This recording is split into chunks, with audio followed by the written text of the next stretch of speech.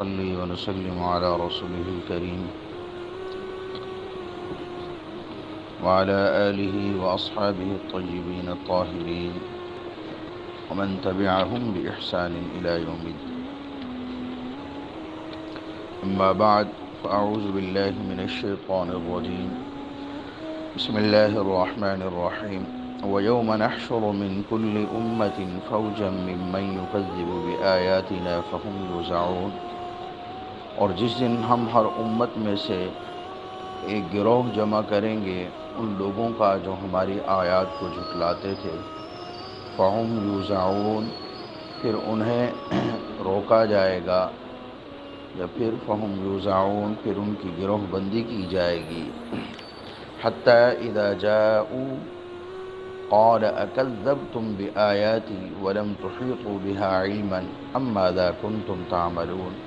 یہاں تک کہ جب وہ آئیں گے تو اللہ فرمائیں گے کیا تم نے میری آیات کو جھٹلایا، حالانکہ تم نے ان کو علم کے اعتبار سے بھی نہیں گھیرا تھا، نہیں جانا تھا. ام ماذا کنتم تعملون، اور تم کیا کیا عمل کرتے تھے. ووقع القول علیہم بما ظلموا فہم لا ینطقون، اور عذاب کی بات ان پر واقع ہو جائے گی ان کے ظلم کے سبب. فہم لا ینطقون، اور وہ بول بھی نہیں سکیں گے. قیامت میں جب حساب کتاب کا مرحلہ شروع ہوگا تو پھر لوگوں کی اپنے اعمال کے اعتبار سے تقسیم ہوگی. سب سے پہلے تو تقسیم ہوگی ایمان اور کفر کے اعتبار سے، کہ بنیادی تقسیم یہی ہے، والذی خلقکم فمنکم کافر ومنکم مؤمن. اللہ نے تم کو پیدا کیا ہے، پھر اس کے بعد تم میں سے بعض لوگ کفر کی طرف چلے گئے اور بعض لوگ ایمان کی طرف آ گئے. تو قیامت کے دن جو پہلی تقسیم ہوگی وہ ایمان اور کفر کے اعتبار سے ہوگی. کافر الگ جماعت بنا دیے جائیں گے، اہل ایمان الگ جماعت بنا دیے جائیں گے. پھر آگے کفر میں پھر مختلف گروہ بنیں گے، ہر ایک کے کفر کے اعتبار سے.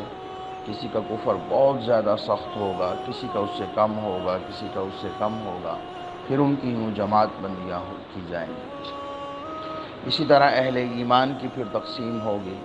ایک اہل ایمان کی جماعت وہ ہوگی جو بغیر حساب کتاب کے جنت میں داخل ہونے والی ہوگی. اسی طرح پھر اہل ایمان کی وہ جماعت ہوگی جو معمولی حساب کے بعد جو ہے وہ جنت میں داخل ہونے والی ہوگی. تو یوں مختلف جماعتوں میں اہل ایمان بھی تقسیم ہوں گے. فرمایا یہ جو کافروں کی جماعت ہوگی نا، ان میں ہر امت میں سے ہم فوجن ایک بڑی جماعت نکالیں گے، یعنی ہر نبی کی امت میں سے. اور ہر نبی کی امت میں زیادہ تر جو ہے تعداد وہ کافروں کی رہی ہے، یعنی ایک بڑی جماعت کفار کی نکالیں گے. کون کفار؟ ممن یکذب بآیاتنا، جن کا کام دنیا کی زندگی میں ہماری باتوں کو، ہمارے احکامات کو جھٹلانا تھا، اور اسی میں مگن رہے وہ، حتیٰ کہ ان کی زندگی اسی میں گزر گئی اور ختم ہو گئی. تو اب ان سب کو الگ جماعت کی شکل میں اکٹھا کیا جائے گا، اور پھر ان کو موقف حساب کی طرف لے جایا جائے گا، میدان محشر کی طرف ان کو لے جایا جائے گا جہاں حساب کتاب ہونا ہوگا. اور راستے میں ان کی جماعت بندی کے لیے ان کو روکا بھی جائے گا. جیسے جب کوئی بڑا مجمع چل رہا ہو تو عام طور پر لوگ اس میں آگے پیچھے ہو جاتے ہیں، تو پھر اگلے لوگوں کو کچھ دیر کے لیے روکا جاتا ہے تاکہ پچھلے آ کر شامل ہو جائیں. تو یوں ان کو سنبھالنے کے لیے اور اکٹھے چلنے کے لیے فہم یوزعون، ان کے اگلے حصے کو روکا بھی جائے گا تاکہ پچھلا حصہ ساتھ آ کر شامل ہو جائے. یہ چلتے چلتے میدان محشر میں پہنچیں گے. اسی کے متعلق فرمایا حتی اذا جاؤوا، جب یہ اللہ کے پاس آئیں گے یعنی موقف حساب میں پہنچیں گے، میدان محشر میں پہنچیں گے جہاں ان سے حساب کتاب لینا ہوگا. تو اللہ رب العزت ان سے فرمائیں گے اکذبتم بآیاتی، کہ تم نے میری آیات کو جھٹلایا، ولم تحیطوا بها علما، اور ابھی تک تم نے علمی اعتبار سے اسے نہیں گھیرا تھا. مقصد کہنے کا یہ ہے کہ تم نے میری آیات کو بے سوچے سمجھے جھٹلا دیا۔ قرآن کی آیات تمہارے سامنے پڑھی جاتی تھی، تم کانوں کے اندر انگلیاں ٹھونس لیتے تھے کہ آواز ہی نہ جائے، یا منہ پھیر کر تکبر کے ساتھ جو ہے اکڑتے ہوئے تم چلے جاتے تھے، یا قرآن پڑھا جاتا تھا تو تم شور مچاتے تھے تاکہ قرآن کی آواز نہ تمہارے کانوں میں پڑے نہ دوسروں کے کانوں میں پڑے۔ اسی طرح نبی بات کرتے تو تم بہتان ترازی شروع کر دیتے، نبی پر الزامات کی بارش کر دیتے۔ نبی بات کرنے لگتے، کسی مجمع میں تم دیوانے دیوانے کی یا پاگل پاگل کی آوازیں لگانا شروع کر دیتے، یا تم جادوگر کی آوازیں لگانا شروع کر دیتے۔ یعنی کم از کم یوں تو کرتے کہ میری آیات کو سنتے تو صحیح، میرے نبی کی باتوں کو سنتے تو صحیح، ان میں تدبر اور غور تو کرتے۔ اگر تم تدبر اور غور کرتے تو پھر تمہیں جھٹلانے کی نوبت ہی نہیں آتی، لیکن تم لوگوں کا ایک جرم تو یہ ہے کہ تم نے کفر کیا، اور دوسرا جرم یہ ہے کہ بغیر سوچے سمجھے کفر کا راستہ اختیار کیا تم نے، اور اللہ کی بات کو اور نبی کی بات کو سننا بھی گوارا نہیں کیا۔ یعنی اس کی وجہ سے تمہارا جرم اور بڑھ گیا۔ تو اس سے معلوم ہوا کہ بعض مرتبہ یہ جو ہمارا طرز عمل ہوتا ہے کہ ہم دوسرے کی بات کو سنے اور سمجھے بغیر ہی رد کر دیتے ہیں، یہ طرز عمل درست نہیں ہے۔ آپ سے کوئی شخص کوئی بات کہہ رہا ہے اور بظاہر وہ آپ کو غلط لگ رہی ہے، تب بھی کم از کم یہ ہے کہ اس بات کو سن لیں، اور اگر کوئی عام بات ہے تو سن کر غور بھی کر لیں، ہو سکتا ہے کہ دوسرے کی بات درست ہو۔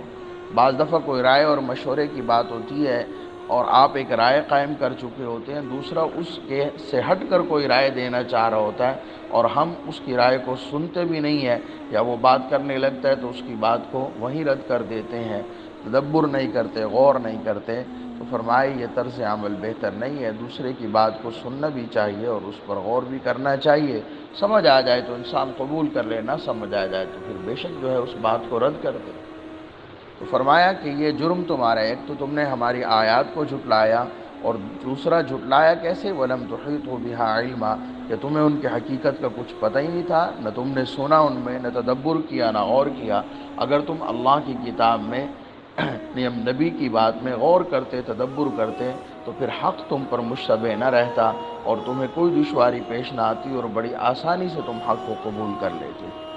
اما ماذا کنتم تعملون، اور فرمایا اس تکذیب کے علاوہ اور اللہ کے رسول کی باتوں سے اعراض کے علاوہ، منہ موڑنے کے علاوہ بھی تم غلط کام کرتے تھے، بہت سارے غلط کام کرتے تھے، جن میں سے ایک کام جو ہے وہ نبی کو اور اس کے صحابہ کو، اہل ایمان کو تکلیفیں پہنچانا تھا، ان کا مذاق اڑانا تھا۔ یہ بھی بہت بڑا جرم ہے، اور یہ تو ہمیشہ اہل باطل کا وتیرہ رہا ہے کہ وہ اہل حق کو ہلکا سمجھتے ہیں، انہیں معاشرے کے اندر جو ہے وہ کمی اور کمزور سمجھتے ہیں اور ان کا مذاق اڑاتے ہیں۔ یہ آپ کو ہر زمانے کے اندر یہ چیز نظر آئے گی، چاہے نبی کریم صلی اللہ علیہ وآلہ وسلم کے زمانے سے پہلے حضرات انبیاء کرام کا، یا ان کے صحابہ کا، یا ان کی پیروی کرنے والوں کا زمانہ دیکھ لیں، حضور کا سارا زمانہ دیکھ لیں، حضور کے بعد کے زمانے دیکھ لیں، اور اب تک یہی سلسلہ چلتا آ رہا ہے کہ اہل حق اور کا مذاق اڑایا جاتا ہے اور انہیں تکلیفیں پہنچائی جاتی ہیں اور ان پر بہتان ترازی کی جاتی ہے۔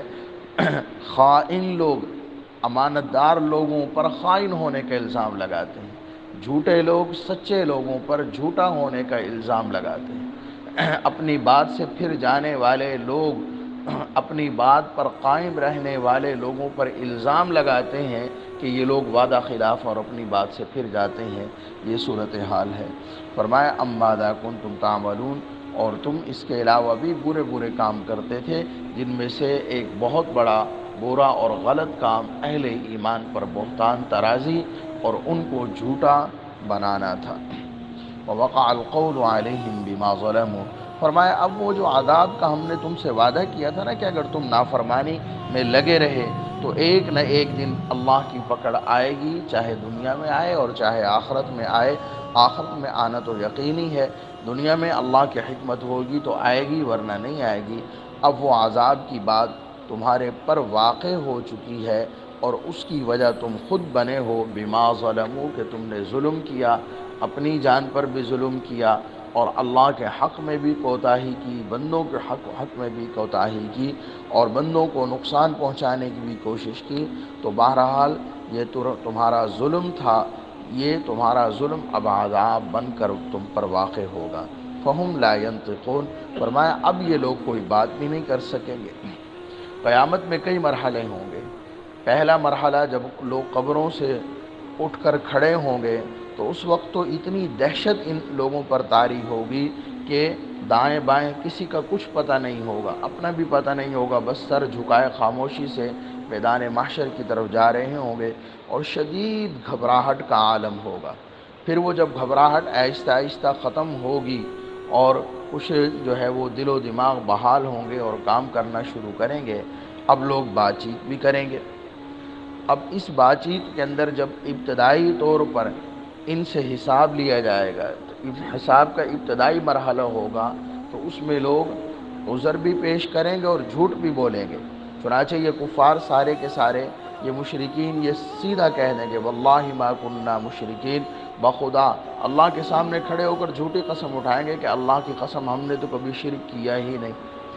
اب جب لوگ یہ جھوٹ بولیں گے اللہ کے حضور، تو پھر ان کی زبانوں پر مہر لگا دی جائے گی۔ الیوم نختم علی افواہہم، آج کے دن ہم ان کے منہوں پر مہر لگا دیں گے، ان کے منہ بند ہو جائیں گے، اور پھر حکم ہوگا جسم کے دوسرے اعضاء کو بولنے کا، ہاتھوں کو بولنے کا حکم ہوگا، پاؤں کو بولنے کا حکم ہوگا، اور انسان کے چمڑے سے کہا جائے گا کہ تم بولو۔ چنانچہ انسان کے جسم کا ایک ایک عضو جو ہے وہ اس کے اعمال کی گواہی دے گا۔ وَتُكَلِّمُنَا أَيْدِيهِمْ وَتَشْهَدُ أَرْجُلُهُمْ بِمَا كَانُوا يَكْسِبُونَ، کہ ان کے ہاتھ ہمارے سے بات چیت کریں گے اور ان کے پاؤں ان کے خلاف گواہی دیں گے، اور ان کی حالت یہ ہوگی کہ حیرت کے مارے یہ اپنے ہی جسم کی طرف دیکھ رہے ہوں گے اور اپنے آپ سے کہیں گے وَقَالُوا لِجُلُودِهِمْ لِمَ شَهِدتُّمْ عَلَيْنَا، کہ انسان اپنے ہی چمڑے سے کہے گا کہ تم نے میرے خلاف گواہی کیوں دی؟ تو وہ کہیں گے انطقنا اللہ الذی انطق کل شیء، ہمیں اس ذات نے گویائی عطا کی ہے جس نے کائنات کی ایک ایک چیز کو گویائی عطا کی اور اس کو بولنا سکھایا۔ تو پھر یہ مختلف مراحل ہوں گے۔ اب جب ان کے خلاف حجت قائم ہو جائے گی خود ان کے جسمانی اعضاء کی گواہی سے، تو اب حالت یہ ہوگی اب یہ خاموش ہو جائیں گے، اب یہ کوئی عذر بھی پیش نہیں کریں گے۔ تو فرمایا فہم لا ینطقون، اب یہ لوگ کچھ نہیں بول سکیں گے۔ جب ان کے خلاف عذاب کی بات ثابت ہو جائے گی اور ان کا جرم خود ان کے وجود سے ثابت ہوگا، اور زمین کے وہ حصے بھی ان کے خلاف گواہی دیں گے جن پر انہوں نے یہ گناہ کیے تھے، تو اب مارے شرمندگی کے اور ندامت کے یہ حالت ہوگی کہ اب بول نہیں سکیں گے۔ اور پھر جب اللہ رب العزت ان لوگوں کو جہنم کے اندر پھینکیں گے، پھر جہنم کے اندر یہ ایک دوسرے پر چیخیں گے، چلائیں گے۔ یہ متبعین لوگ جنہوں نے بڑے بڑے کافروں کی پیروی کی تھی اور ان کے کہنے پر کفر اور نافرمانی کا راستہ اختیار کیا تھا، یہ ان پر لعنت کریں گے، وہ ان پر لعنت کریں گے، یہ ان پر جو ہے وہ سب و شتم کریں گے، ناراضگی کا اظہار کریں گے اور کہیں گے تم نے ہمیں تباہ و برباد کیا، اور تم جو ہے وہ مختلف تدبیروں سے ہمارے دماغ کو پھیرتے رہتے تھے۔